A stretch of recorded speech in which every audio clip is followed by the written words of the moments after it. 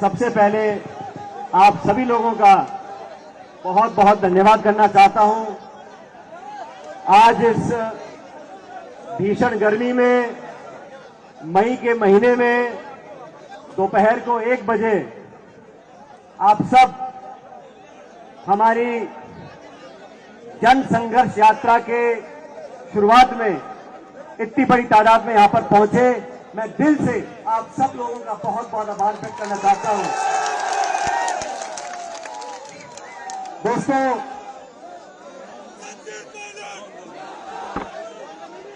मेरे आदरणीय बुजुर्गों, माताओं, बहनों, नौजवान साथियों,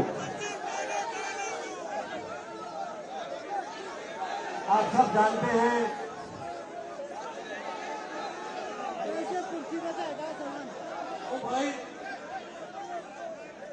जानते हैं राजनीति में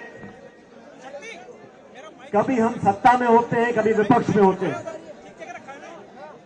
और आप सबने ये भी देखा 2013 में जब चुनाव हुए, हम लोग, हमारी पार्टी, हम सब लोग बुरी तरह हारे। और 2013 से लेकर 2018 तक जो समय था, वो समय हम सबके विपक्ष में रहने का था। हमने विपक्ष में रहकर जो उस समय की मुख्यमंत्री थी वसुंधरा राजे जी, उनके पास इतना बहुमत था जो आजादी से लेकर अब तक इतना बहुमत किसी के पास नहीं रहा। 200 में से 163 विधायक बीजेपी के हुआ करते थे। उन 5 सालों में कांग्रेस पार्टी का अध्यक्ष बनने का सौभाग्य मुझे प्राप्त हुआ। लगातार 5 सालों तक आप सबके सहयोग के साथ हमने सड़कों पर संघर्ष किया, उस शासन का विरोध किया। उस शासन में जो गड़बड़ियां थी उसका पर्दाफाश करने का काम हम लोगों ने किया था। आप सब जानते हो, ये देश, ये प्रदेश इस बात का गवाह है। वसुंधरा जी के कार्यकाल में लगातार भ्रष्टाचार हुआ, खुलेआम हुआ। और वसुंधरा जी को ललकारा हम लोगों ने। हमने चैलेंज दिया, आपके पास बहुमत हो सकता है, आपके पास सत्ता हो सकती है, आपके पास शासन हो सकता है, लेकिन जनता को लूटने का लाइसेंस आपके पास नहीं है। जो आरोप उस समय लगे थे, मैंने आरोप लगाए थे अध्यक्ष होते हुए, हमारी पार्टी के तमाम नेताओं ने आरोप लगाए थे, सम्मानीय अशोक गहलोत साहब ने आरोप लगाए थे। बजरी माफिया, शराब माफिया, जमीन माफिया, लोगों के बीच में लगातार जो लूट हुई, उसका आरोप हमने लगाया उस समय की मुख्यमंत्री के ऊपर। इतना बड़ा खान घोटाला हुआ, 40,000 करोड़ रुपए का घोटाला हुआ।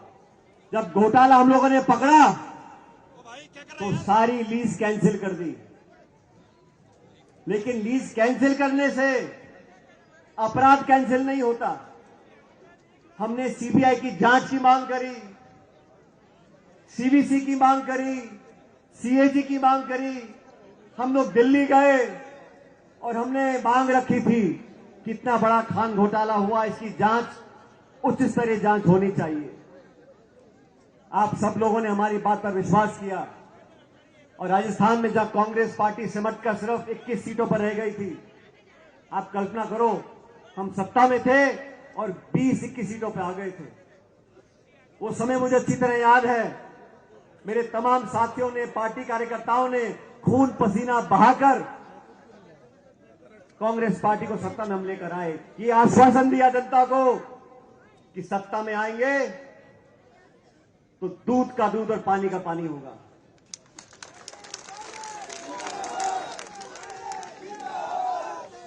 अभी 2 दिन पहले कर्नाटक में चुनाव पूरे हुए। वहां की भाजपा सरकार को हम सब ने कहा, और सही कहा, कि ये 40% की सरकार है, ये कमीशन खोर सरकार है। और उसी का कारण है जब कर्नाटक में मतदान हुआ, आज हमारी पार्टी को बहुमत मिल रहा है वहां पर, तो इसलिए मिल रहा है, हम भाजपा को इसलिए हरा पा रहे हैं क्योंकि हमारे जो भ्रष्टाचार के आरोप थे उसको जनता ने स्वीकार किया। कर्नाटक में भाजपा सरकार ने भ्रष्टाचार किया, कांग्रेस हम सब लोग जनता के बीच गए, अपनी बात को रखा और जनता ने आज मन बनाया कि भाजपा सरकार की विदाई तय करी कर्नाटक के अंदर। मैंने 3-3.5 साल तक इंतजार करने के बाद हमारी सरकार को, सम्मान्य मुख्यमंत्री जी को मैंने चिट्ठी लिखी, मैंने आवेदन किया उनको। मैंने कहा आपने और हमने मिलकर जो तमाम आरोप लगाए थे, अब लगभग 3.5 साल हो गए, इन आरोपों की जांच होनी चाहिए। मैं आपसे पूछना चाहता हूं, उन आरोपों की जांच होनी चाहिए कि नहीं होनी चाहिए? मैं 1.5 साल तक चिट्ठी लिखता रहा, मैंने कभी सार्वजनिक रूप से इस बात को नहीं कहा। चिट्ठी लिखी, दोबारा लिखी, याद दिलाया, आग्रह किया, आवेदन किया, लेकिन ना तो जवाब आया ना कार्रवाई हुई। अब चुनाव में बच गए 7 महीने। मैंने जयपुर के अंदर मौन व्रत रखा और 1 दिन का अनशन किया। ये कहा कि वसुंधरा जी के कार्यकाल में जो तमाम आरोप लगे थे, हमने लगाए थे, भ्रष्टाचार हुआ था, उसकी जांच करें। आज से ठीक 1 महीने पहले 11 अप्रैल की बात है, उसके बाद भी कोई कार्रवाई नहीं हुई, कोई जांच गठित नहीं हुई। साथियों, राजनीति में जबान की कीमत होती है और आप लोग अच्छी तरह जानते हो, मुझे भी राजनीति में 20-23 साल हो गए। मैं सांसद रहा, केंद्र का मंत्री रहा, इस प्रदेश सरकार में उप मुख्यमंत्री रहा, स्वर्गीय पायलट साहब कई बार मंत्री रहे, मेरी मां सांसद विधायक रही। पिछले 45 सालों से हम राजनीति में जनता की सेवा कर रहे हैं और आप सब जानते हो, हमारे कार्यकाल में हमारी निष्ठा पर, हमारी ईमानदारी पर हमारे विरोधी भी उंगली नहीं उठा सकते। और आप लोग तो अजमेर के नागरिक हो। मैं आपसे पूछना चाहता हूं, इतना लंबा समय राजनीति हम लोगों को हो गया, बड़े बड़े पदों पर रहे, पायलट साहब भी रहे, मैं भी रहा। एक फूटी कौड़ी का आरोप हम जी को लगा नहीं सकता। तो इसलिए राजनीति में बहुत दुख होता है जब तरह तरह के आरोप लगाए जाते हैं। और आरोप किन पे लगा रहे हैं? हेमाराम चौधरी जी पे लगा रहे हैं, जो इंदिरा जी के समय जेल गए, जो 6 बार विधायक रहे, मंत्री रहे, उनके जवान बेटे की मौत की याद में उन्हें 100-100 करोड़ की जमीन जनता के नाम दान कर दी। 3 दिन पहले मैं बाड़मेर गया था, उनके पुत्र के नाम पर उन्होंने एक हॉस्टल बनाया। साथियों, 5 मंजिल का हॉस्टल है, 150-200 बच्चे वहां पर रहेंगे। गरीब बच्चों के भविष्य को सुधारने के लिए उस हॉस्टल का निर्माण किया है।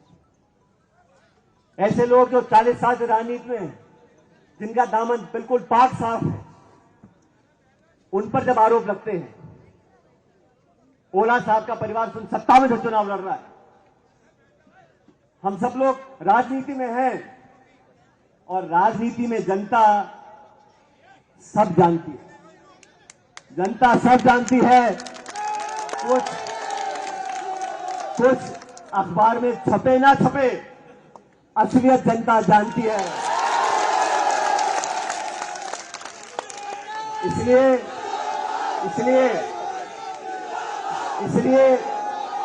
इस राजस्थान के अंदर, इस देश के अंदर हमारे समाज को जो दीमक की तरह खा रही है, वो भ्रष्टाचार की भूख खा रही है। नौजवानों, आने वाला भविष्य आप लोगों का है। एक ऐसे भारत का, एक ऐसे समाज का निर्माण करना है जहां भ्रष्टाचार मुक्त ये भारत और देश बने। मैं आप लोगों से आह्वान करना चाहता हूं। मैंने 2 दिन पहले जयपुर में निर्णय लिया और निर्णय लेने के बाद मुझे बहुत लोगों ने कहा, अरे क्या सचिन पायलट जी, आप पैदल चलना चाहते हो, 100-100 किलोमीटर चलना चाहते हो, मई का महीना है, आग बरस रही है। मैंने उनको कहा, राजनीति आग का दरिया है, इसे तैरकर पार करना पड़ेगा।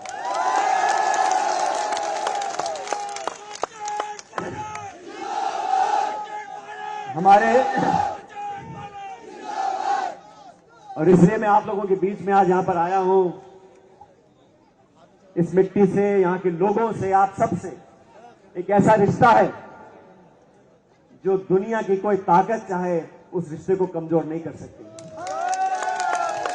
एक समर्पण का भाव, एक त्याग का भाव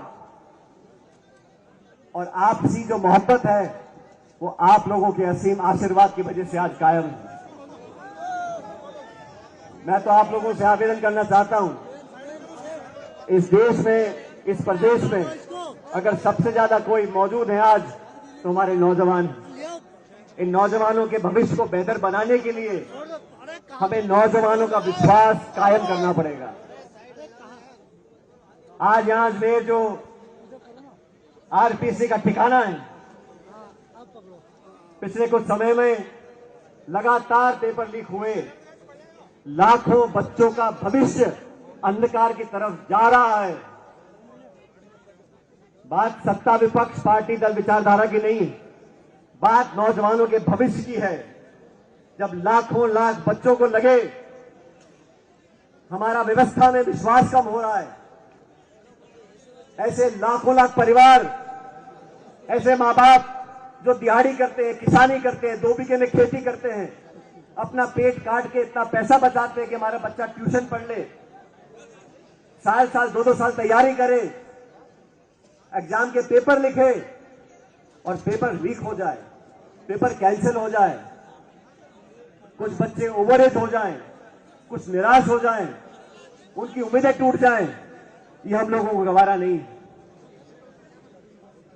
मेरे ख्याल शायद पहली बार जब से भारत आजाद हुआ है, तब से किसी आरपीएससी के सदस्य को गिरफ्तार करने की नौबत आई है।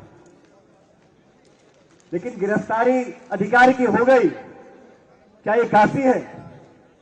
कौन कौन लोग इसके पीछे हैं? मैंने राजस्थान भर में जाके आवाज उठाई थी और मुझे कहा गया कि पेपर लीक में ना तो कोई अधिकारी इन्वॉल्व है, ना कोई नेता इन्वॉल्व है। अरे जांच पूरी हुई नहीं, जांच पूरी हुई नहीं, कोई कैसे कह सकता है कि कोई अधिकारी नेता इन्वॉल्व नहीं है? आज एक अधिकारी पकड़ा गया जेल में, किसी दलाल के जयपुर के किराए के मकान पे बुलडोजर चल सकता है? तो ये कटारा जो पकड़े गए हैं, इस पर बुलडोजर क्यों नहीं चला?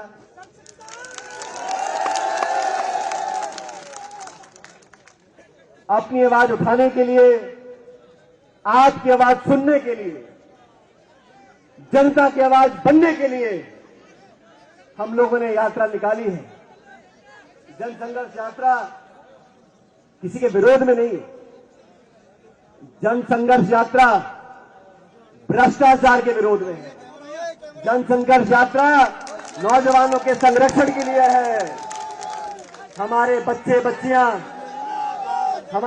बच्चियां पढ़ लिख कर उन पदों पर बैठे जहां से नीतियां बनती हैं। ये सपना स्वर्गीय पायलट साहब का था।